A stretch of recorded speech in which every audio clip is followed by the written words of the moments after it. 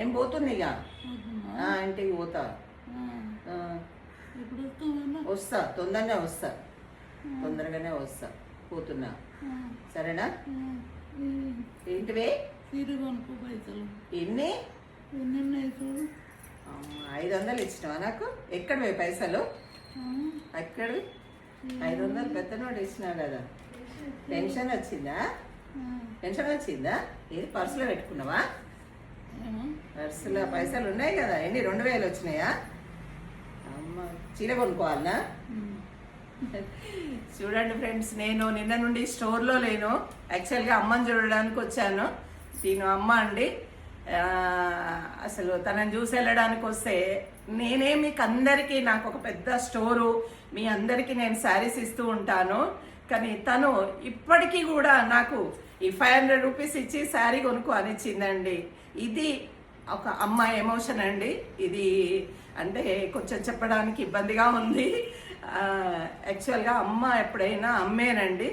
అసలు 500 రూపీస్ ఇచ్చి నన్ను శారీ కొనుక్కోమని ఇచ్చింది. నేను 100 చీరలు 1000 చీరలు సేల్ చేస్తుంటాను, కానీ నాకు కూడా తను 500 రూపీస్ ఇచ్చి శారీ కొనుక్కోమని ఇచ్చింది. ఇలా అసలు ఇలాంటిది మాటలలో చెప్పడం కష్టమండి. ఈ 500 రూపీస్తోనే శారీ ఏమొస్తుందా అని అనుకోకుండా నేను అందుకనే ఆలోచిస్తానండి. మన స్టోర్కి వచ్చిన వాళ్ళకు 500 కాదండి, 250, 200లో కూడా శారీ వచ్చేటట్టు చేయాలన్నదే నా ఉద్దేశం అండి. అది ఎన్ని డబ్బులైనా సరే, ఇలాంటి డబ్బులు మనం ఖర్చు చేసుకుంటాం అనుకో, మళ్ళీ మనము ఈ ఫీలింగ్ని మనం అనుభవించలేము. అందుకనే మన ఆర్యన్ కలెక్షన్కి వచ్చేసేయండి.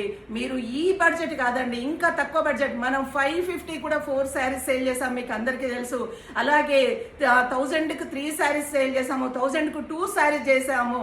అలాగే ఎంత బడ్జెట్లోనైనా మన స్టోర్కి వస్తే శారీస్ దొరుకుతాయి. ఏ బడ్జెట్ అయినా సరే మీరు మన ఆర్యన్ కలెక్షన్కి అయితే వచ్చి మీకు కావాల్సినవి తీసుకోండి. ఇలాగా అమ్మ ఎమోషన్తో ఉడుకున్నాయి. మీకు కూడా మీ లైఫ్లో ఇలాంటి ఎమోషన్స్ ఏమైనా ఉంటే మనం షేర్ చేసుకుందామండి. ఇప్పటి నుండి మన పర్సనల్స్ కూడా, మీరందరూ నా ఫ్యామిలీ మెంబర్స్, నాకు 7000 ఫ్యామిలీ మెంబర్స్ అయ్యారండి.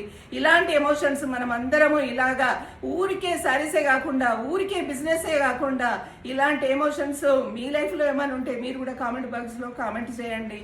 మీరు కూడా ఇలాంటి మెమోరీస్ని చూసి ఉంటాయి. Okay, thank you. సరే, వస్తామా మరి.